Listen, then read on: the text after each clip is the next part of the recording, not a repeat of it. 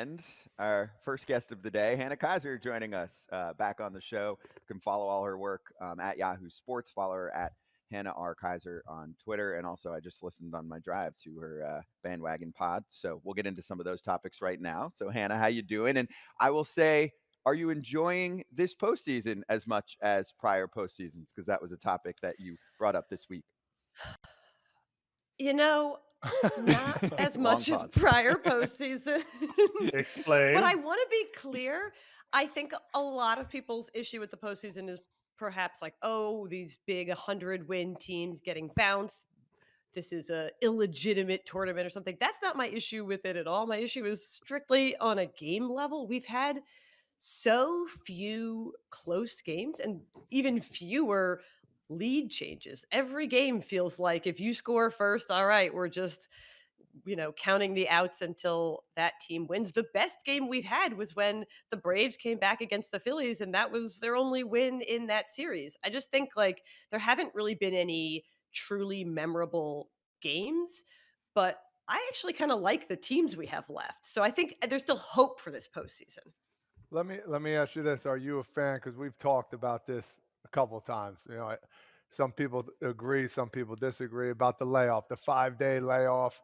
The World Series is going to be on Friday. We can have two teams waiting another 5 days. So, what do you think about that whole situation? And I'll tell you what I say because I don't want to steer you one way or another. Well, I think next year maybe we can give the top two seeded teams the choice. They can either take the break Yes. or they can play in the wild card if they really want to. Yes. I'm genuinely interested in this is a new format. We're only in the second year. I'm sure teams are thinking critically in the offseason, in the lead up to the postseason. How can we best maximize that break so that way we get the rest, but we don't get the rust and we get to line up our pitching, but our hitters stay on time? I'm interested to see how teams themselves develop in years going forward, their approach to that break. But I don't think the break is a hindrance to the top seeded teams. Completely agree. Because if that's the case, then why is anybody even going to watch the World Series? Because we're going to be off for 4 days after the series are over. What did you see from Scherzer last night that the Rangers can say this was a positive from the game and from how he approached that this was a positive? Because they're going to need to see him again if this game goes where I think it's going to go into a Game 7. Well, the velocity was good, so that's a big positive. And I think your your mileage on this can vary, but Scherzer himself seemed uncharacteristically positive after the game. I actually thought this was really interesting and really notable. He was explicitly like, I'm not going to beat myself up. I'm going to focus on what I thought I did well. He didn't want to specify too much what he thought he did well because he figured the Astros might be paying attention to what he said. Um, I found that interesting. I'm curious what you guys think. I was expecting Scherzer, Scherzer of yore, to be really hard on himself. And I don't want to encourage guys to be so self-loathing or self-critical or whatever, because he was coming back after, over a month of not pitching, but it was uncharacteristic for him to be like, no, I think there's some good. I'm not going to focus on the bad. I'm just going to, you know, try to stay positive. I thought that was an unscherzer like way to respond to such a rough outing. Mm-hmm. Do you think that now the Astros won that game? All right, two games to one, they're still losing. Excuse me. You think the momentum has shifted now to the Astros side just because of this one game? Well, they seem to love playing in this ballpark. So I think they thought the momentum had shifted just coming here. They should feel good because they have Yordan Alvarez, and that's a really good place for any postseason team to be. I don't know that momentum. I don't know that it was such a decisive game that, oh, they feel like they're going to steamroll the Rangers. The Rangers came back. Their offense looked pretty good. Their bullpen hasn't been as bad as people feared. So I don't think that it necessarily looks like this is suddenly lopsided in the Astros' favor, which maybe some people thought going into the series. I think the Rangers still feel pretty good.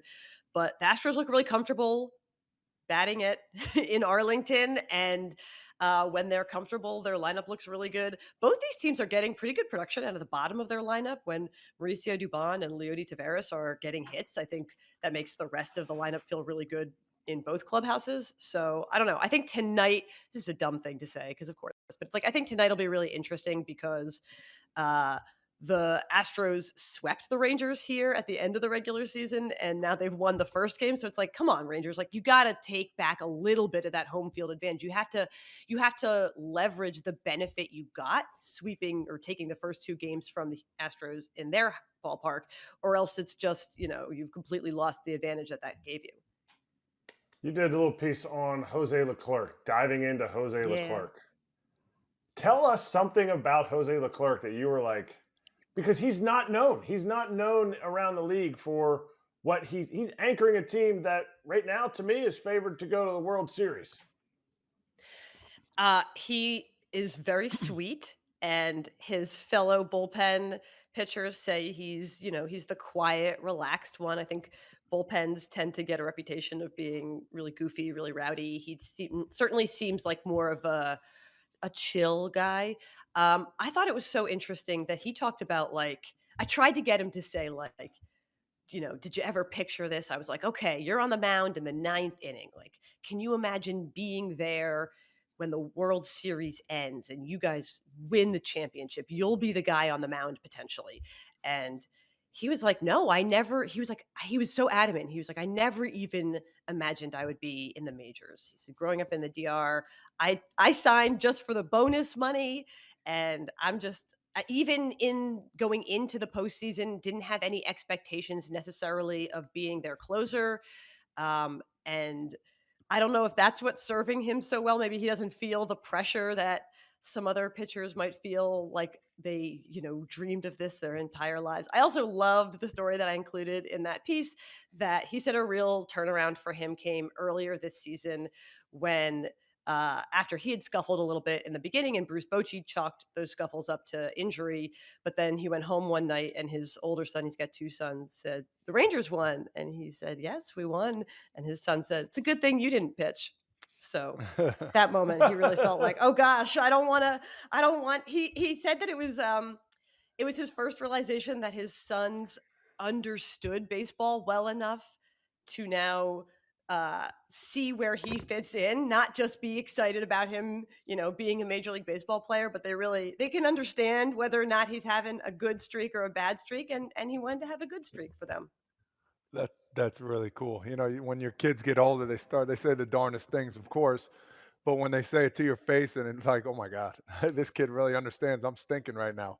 Let's cross over in the Philly territory. I've said this before and I'll say it again. The last couple of years, is the stadium in Philadelphia, like, is that a real home field advantage? And I would say 100%. There's something about it. It's like a European soccer match, man. It is absolutely unbelievable over there. It's unbelievable. I've had players who are not on the Phillies describe it as a football environment, as a compliment. And it's interesting because I understand the impulse around baseball to want to quantify things and be like, all right, is momentum real? Is home field advantage real? But when you go to Phillies games, you're like, it doesn't really, you can't deny that it is like viscerally overwhelming. And I resisted it for a little while because I'm from Philly and I was like, okay, maybe I'm just biased. I'm just excited to be back.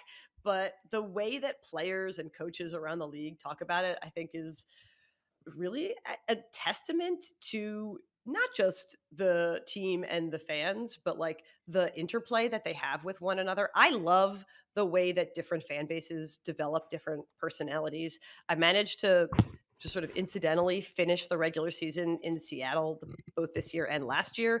And that fan base is passionate and engaged, but in such a different way than Philly. They're really generous and sort of empathetic towards the players, whereas Philly fans really see themselves as like a part of the attack on the opposition. They're in line with the players, but insofar as they want to be part of what the players are doing to beat the other team, which I think is just a different attitude than some fan bases have. So explain that, and that is such a great explanation because so many people living 45 minutes from the stadium, they're like, "Oh, what is it like? Why is it different?"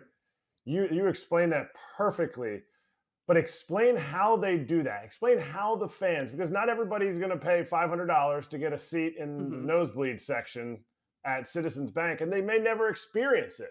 How do they do that? How do fans? Because everyone asks me, and I try to explain it in my dumb words, but you have a way with words, so I want you to explain it. Well, they're very loud, and I mean, this is to their credit and to their discredit. They're very specific. The Phillies fans are there to make somebody on the other team feel bad.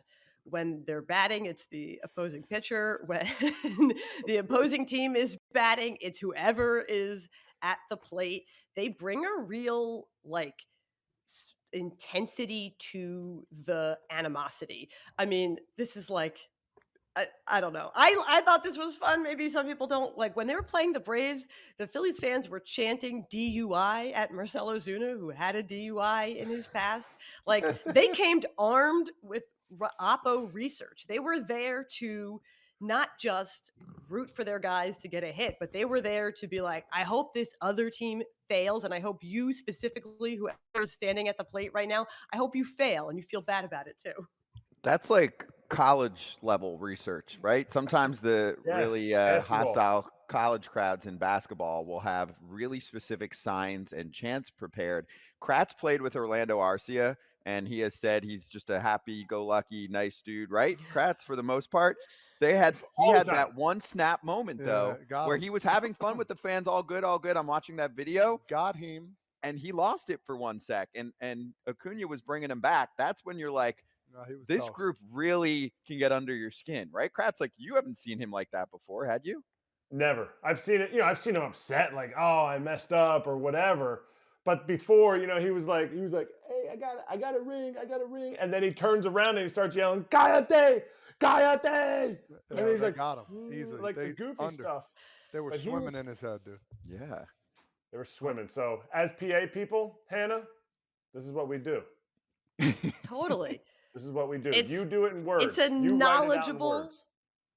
knowledgeable, passionate fan base. I think that's the one thing I will say is I'm going to let my homerism take over for just a second and say, I want people to understand that like Phillies fans are not like some illiterate brutes who are just like, they know what they're doing and what they're watching, and they come to the ballpark ready to root for their guys and ready to root against the opposition, but not in this sort of like caveman-y way. I think that the stories from the past have made it seem like it's just a violent mob, and I don't think it's so much a violent mob as it is people who take a lot of pride in the home field advantage that the Phillies have enjoyed over the last 2 postseasons. You must never been to an Eagles playoff game then.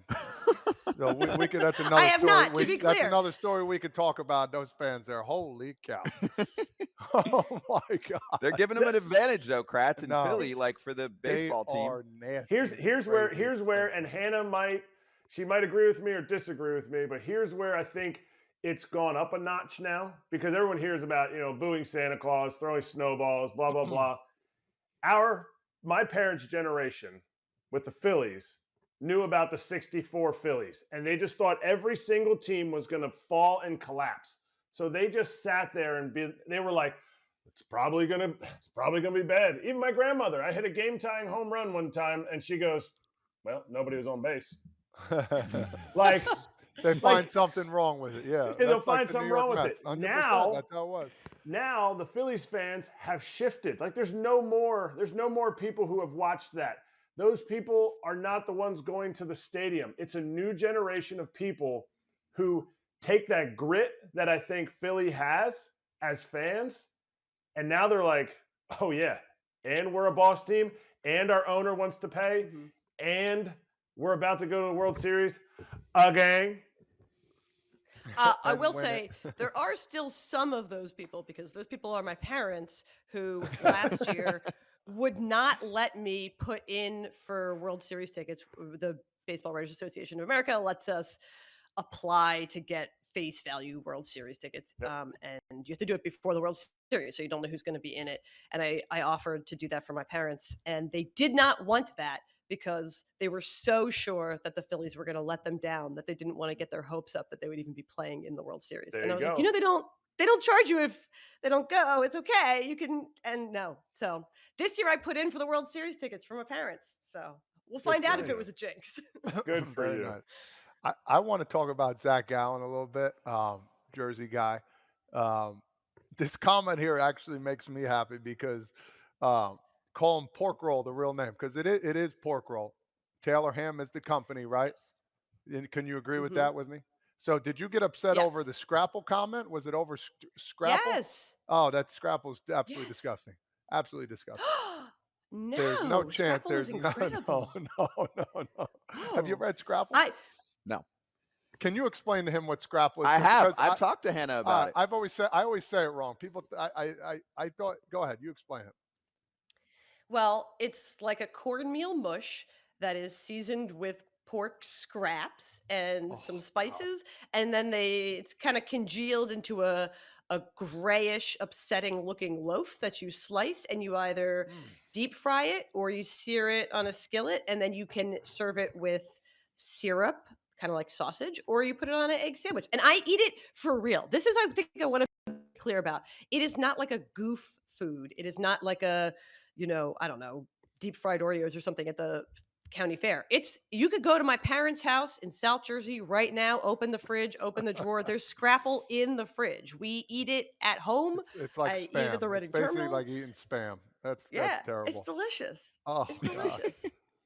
Well, on that note, I don't know how to get to the next topic because it's way more serious. But I did hear you talk the other day on your pod about Kim Ng and her departure from the Miami Marlins. We've covered it a lot the last few days. We're actually going to cover it a lot today. We have Britt Droley coming on the show later on to go over this. Ken Rosenthal was very vocal about it. We all have been, because there is zero accountability right now in terms of an explanation. So give us your thoughts, and don't hold back on the optics of this situation that, in my mind, because like I heard you talking about, hey, you're taking all the pride in hiring the first female general manager, and then you're trying to like basically just bury the story in the middle of the playoffs. Like, I'm sorry, that's not how this works. And if you do hire the first female general manager, you might have to have, sure, it could not work out, but you're going to have more transparency, because this is a story that doesn't just get covered in sports. And I've actually been surprised because news stations were all over it when it first happened. I haven't seen almost any coverage of it at all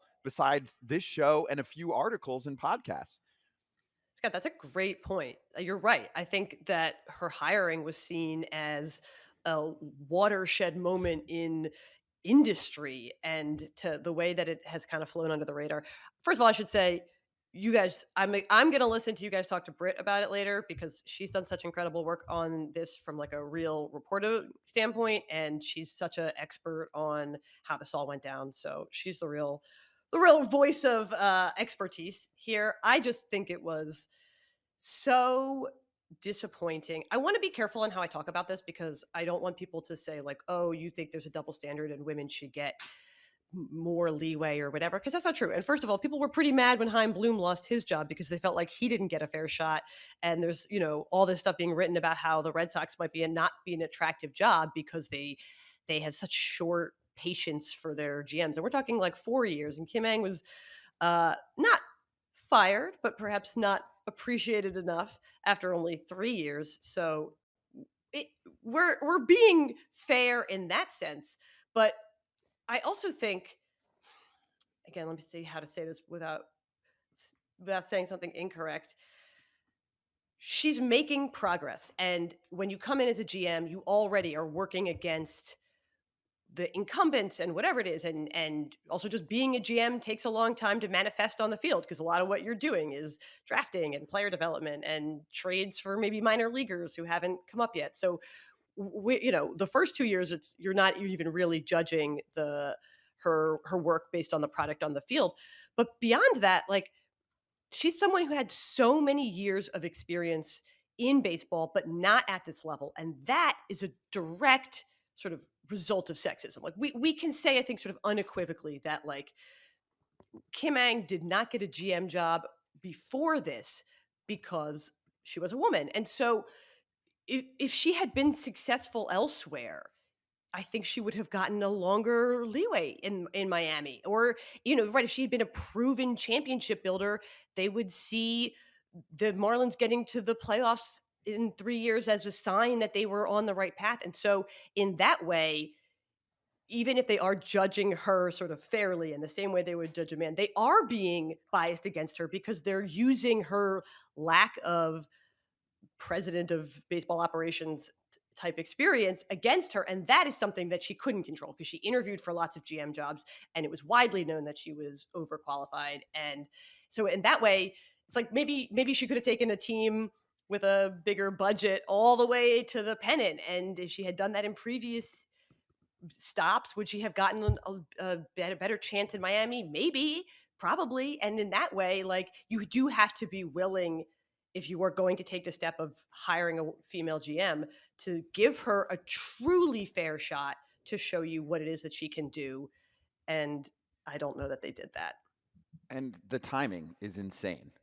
The Miami Yeah. Marlins never make the playoffs. I live down there, so I can go over it. And also, I know that, aside from the news part, which is weird, that like news publications, even just like sports spots that don't cover news specifically, baseball specifically, like ESPN, I'd be curious. I'm not watching enough to know, but I'd be curious. They were all over that story when it happened. Are they Yeah. covering it a lot right now? I don't think so, but maybe I'm I don't wrong. think so. But I haven't seen much from them, and I follow them on social and all that, right? So for me, the team made it to the postseason.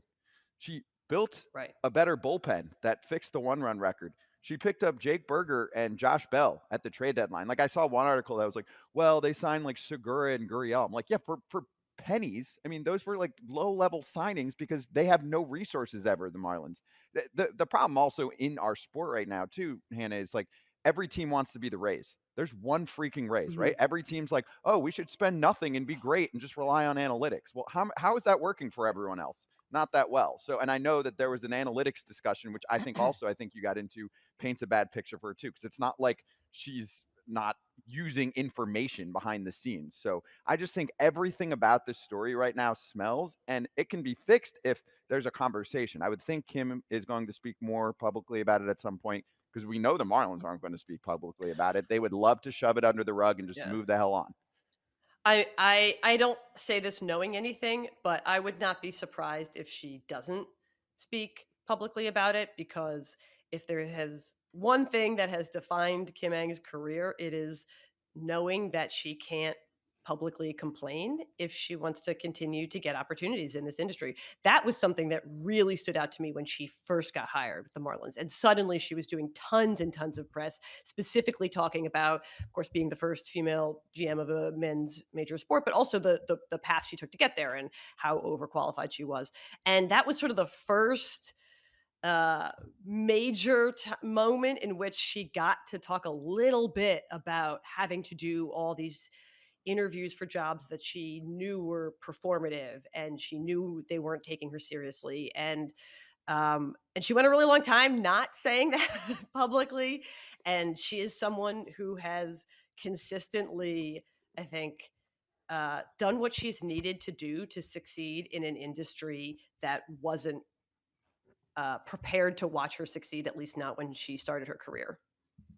Yep. And my thing is like, if the Marlins were a 100-loss team the last few years, like, cool, like, okay, we get it, so it just hasn't been the case. But good discussion. Hannah, have fun out there. Enjoy the rest of the postseason. We'll try and get some like more entertaining games for you. Maybe some comebacks, some lead changes, stuff like that.